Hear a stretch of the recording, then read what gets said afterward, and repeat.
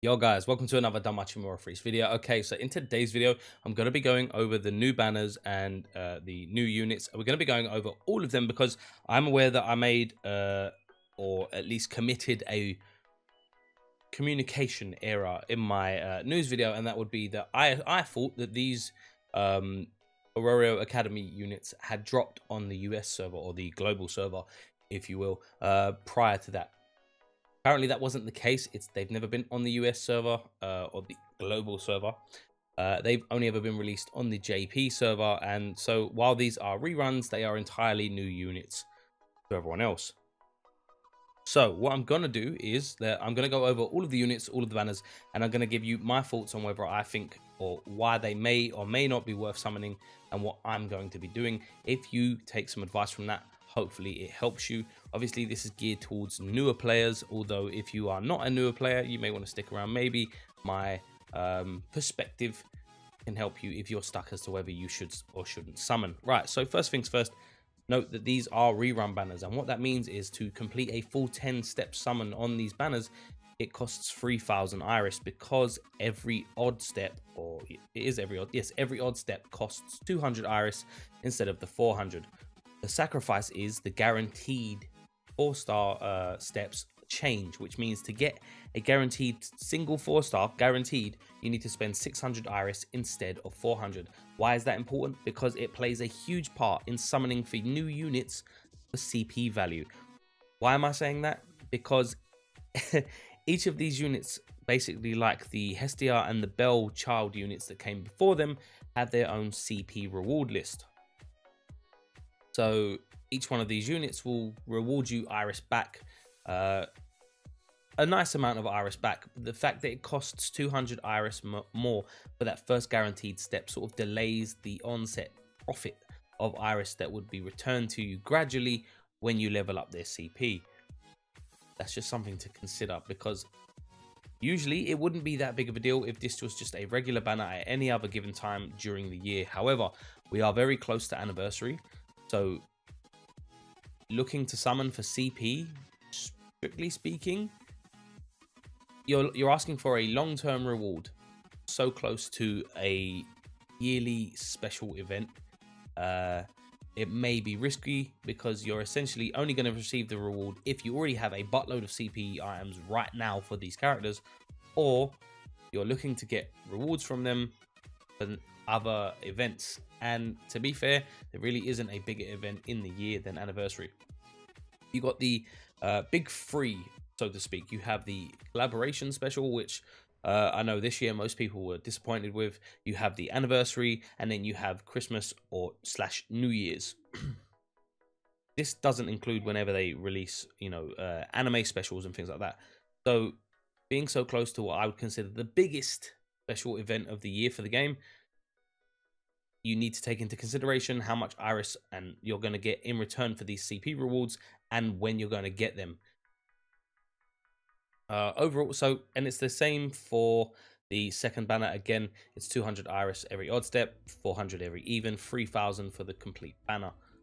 And then we have the new unit, the 2020 Riveria at what, 2020 11th City collection. This was the one we voted for, right? My memory's a little bit hazy on this one. We did vote for something like this, didn't we? I'm not sure. This is an ordinary banner with the guaranteed steps only being on the 1st, 4th, and 7th and 10th steps. The value coming from that it's only a 1-unit banner. Now, while I haven't seen the gacha details, if it is just a 1-unit banner, that means you're guaranteed this specific unit for steps. That puts you at least, if you do the whole banner, level 72 or, +3 bonded. Which means you only need to rely on RNG to get you those other 2 bonds to completely MLB this unit. We're going to look at the unit itself later on. Overall, like, just real quick, I won't say it's a terrible unit. It does actually provide some benefit, especially as I would say it provides one of the strongest assist debuffs in the game. This is just my opinion, by the way. I value element debuffs or elemental resistance debuffs very highly, because they usually are, premium units. They're not free to play. They don't give you element resistant debuff units as welfare units. They always give you the element buff units as welfare units and not the resistance debuffs. So in my opinion, they are a little bit more rarer and a little bit more valuable. Anyway, that being said, looking over the banners, let's actually look at the units themselves. So we're starting with the Anya here. By the way, big shout out to you guys over at the Stardust Discord. I know you guys got the translations up, and then my man Yoko made these awesome art cards for them as always. So shout out to both of you. Well, I say both of you collectively on the Discord. Thank you for the translations, and Yoko, thank you for setting me up with the slides, man. I really appreciate it. You are a legend. Also, I won't say because I don't know if he's ready to announce it yet, but I'll get back to you if he's ready. I'll check after the video. If he's ready to announce, I will put something in the description that you guys should keep an eye out for. Anyway, so looking at the Anya, hyper energetic Anya. Immediately, the first thing your eyes should be drawn to is the fact that they are time limited units. I'm going to quickly look at the stats, and keep in mind these are rerun units specifically. They've never come to the US or EU servers, so they have had to. English is weird, right? They have had to. There we go. I got it. Be buffed and their skills and passives altered as well. I could bring up the webpage, but that's pointless because, you know, my man Yoko already set me up with the current information. So again, the strength stat not as high as we used to, sitting over 2k, but it's not far off. That's fantastic. It all does come down to, I mean, over 1,000 agility, so we're good there, but it does come down to the modifiers that are in. Okay, so looking at the skills, I will say I know Yoko has used the Thunder element there on the skills, which is probably a mistake, but as far as I'm aware, all of the skills themselves have directly been translated and typed up. So anyway, this Anya is an Earth type. The SA is an AoE, Ultra Earth physical attack, temporary strength boost, and Ultra penetration. No percentage modifiers on there whatsoever, which I'm a little disappointed with, but it is what it is. Skill 1 is an AoE fast mid Earth attack, heal minus 35%, self strength buff plus 80%. God damn. For 3 turns. So definitely a war game unit. There's no denying that. They're trying to bring back Earth. No, don't do it. Skill 2 is an AoE super Earth physical attack, counter rate minus 30% for 3 turns, and self avoid KO resist when HP is above 20%, and the buff is removed when you are below 20%. Skill 3 is a higher physical attack, temporary strength boost, ultra penetration rate. There are no percentage modifiers on these whatsoever. I'm a little bit disappointed. I hate when they bring back, I mean, they bring back old units and they like give them a buff to make them maybe a little bit relevant and up to date with the current units, but they always make sure they leave something out, which begs the question, why would they expect you to summon for them if they're not on the same level as the current units? Anyway, that's neither here nor there. I'm not going to bother going over the actual passives. There's no real need. We're just going to move on to the next unit. I do realize this video is probably going to be a little bit longer than we're used to because there are more units to go over than usual. Chloe, again, time limited. I do believe the Chloe is an Earth unit as well. Balance type. Ugh, I hate balance types. Hate them. The stat distribution is terrible. It's just you want damage, man. Damage. This game rewards damage and survivability. Balanced units, I don't know, the stat spread in general just doesn't resonate with me. Anyway, so yes, she is indeed an Earth type. SA Ultra Earth physical attack, temporary strength boost, max HP. Wow, max HP 35%, poison damage. Can you resist that from SAs? I'm not actually sure. I've never seen or been hit by an SA that does poison damage, so I'm not sure how ailment resist works on that. I mean, it doesn't say over time, so I think it just does 35% max HP damage, like off the bat. If it's, I mean, it's max HP damage, so it can kill. Cool. I was just sitting there, it is maximum HP damage, so at a certain point, I'm pretty sure that one hits. If they're like at a certain amount of health, I guess. But that's the same with all SAs. A go, I guess. Skill 1 is an AoE, mid-earth physical attack, ultra uncounter rate, foes poison resist, minus 75% for 2 turns. Here we go. For you ailment users out there, I'm looking at Mush from my familiar. Yeah, dirty. Yeah. You're part of the problem. you ailment users, you're part of the problem. It's not nice. Skill 2, AoE, super earth physical attack, 50% chance of max HP, 30% damage poison. Why is that a larger percent? No, it's not actually. Why am I? I'm looking at the 50. So you have a 50% chance of doing 30% max HP damage to them. On top of the super earth physical attack. Cool. And then skill 3 is another AoE, high earth physical attack, damage plus 80% against poison targets. Okay, nullifies 2 physical attacks excluding special arts. I like this. Seems like a little more. It seems like a more of a fun unit, even though I hate ailment teams. They're ridiculously stupid to fight against. And then we have the Hephaestus as one of the assists. The stat spread, nice magic stat there. Not the highest I think I've seen, but it is okay. Allies poison and sleep resist plus 100%. Physical resist plus 15%.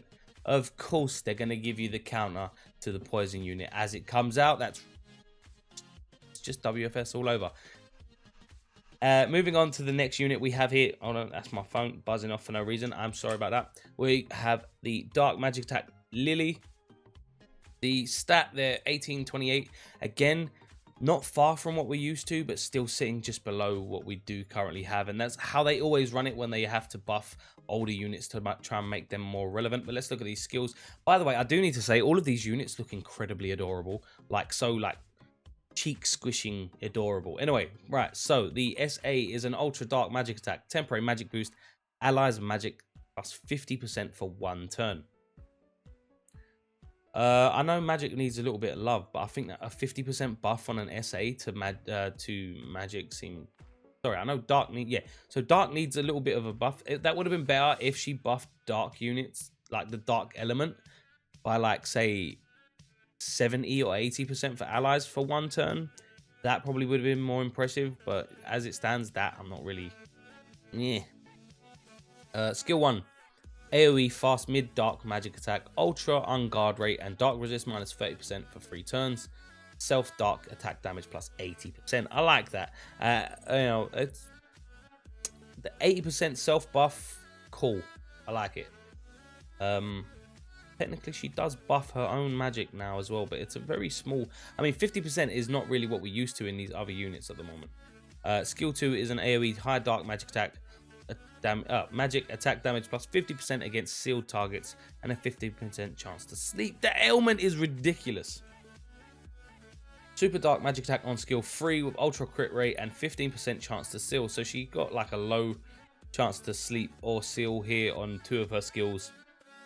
Again, another wargame unit, full AoEs across the board. I don't know, nothing really stands out here except the skill 1, which basically sits on par with what we're currently seeing in a lot of other units as well, but not a spectacular skill set overall. It's a little bit ridiculous that she has sleep and seal, even if it is just a 15% chance. Again, moving on to the wealth, Zeal Blast wealth here. Again, they're all time limited, guys. This is a thing that's going to make them a little bit more valuable, and it's probably going to push a few people to summon where they may not have to, or maybe shouldn't, depending on how much current iris they have saved. A physical attack type with only 1567 strength. That seems a little bit off. Okay, let's look at the skills.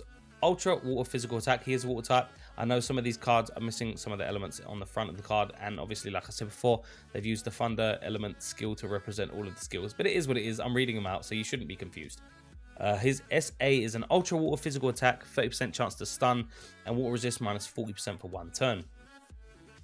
Skill 1 is a single target high water physical attack, ultra crit rate, indexed to HP. So the more health you have, the more... That's a confusing one. I'm not sure how that one's going to work. I'll have to look into that a little bit more. But I don't think that one skill is going to change my entire opinion of him. Skill 2 is an AoE high water physical attack, temporary strength boost, 50% chance to taunt, self physical resist, and magic resist plus 50%. Cool. He's a stall unit that Has ailments. Not scummy at all.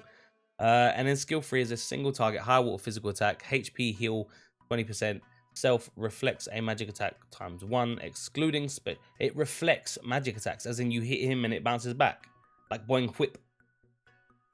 I know, wow, okay, I like that. That's a new thing. Doesn't buff any of his offensive stats, but that's cool. I wouldn't say any of these units so far have stood out like, oh my god, they're amazing. Okay, finally we have the little goddess Hestia with the AoE magic resist, dexterity -15%, and 45% chance to stun with a 555 agility stat. Okay, I do believe. And then we have the newer unit, the youthful sword princess Eyes. Her stats are like I'm sorry, S rank strength and then double S dexterity. That's actually really good. And then foes wind resist -20%, allies crit and pen rate +10%. As far as I'm aware, the yellow chick Hestia only has 15% wind resist debuff, but still has a strength buff as well for allies. So I'm not sure how this pans out statistically. I think maybe the Eyes still works out better, but I'm pretty sure the yellow chick Hestia has a higher strength stat. So you have to weigh up the details there as to whether it's going to be valuable for you. Anyway, so to summarize my opinions, it does entirely fall on how much Iris you currently have. Like I said, Anniversary is rolling up. They've left it to this time intentionally because they know Anniversary is coming up and they know people have been saving. So drop some time limited units before Anniversary. They did this last year with the Thunder Fina and Thunder Argo.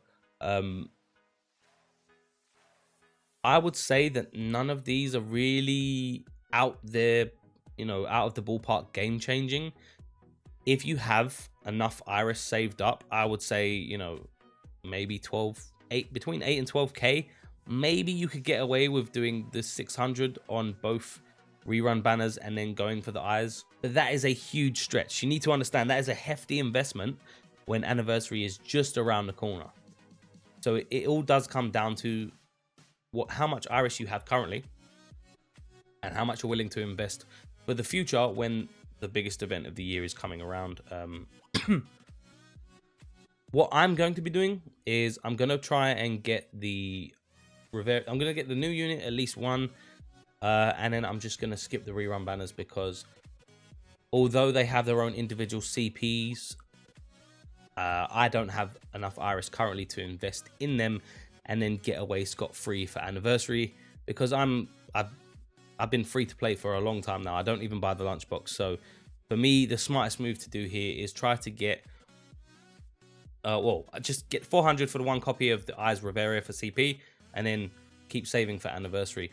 I don't think any of these units are spectacular, with the exception. I mean, I wouldn't even say this Eyes is spectacular. I think she's really good. But in terms of like maintaining a strong level of your strong meta level performance on your account, I don't think any of them are really going to play up to that.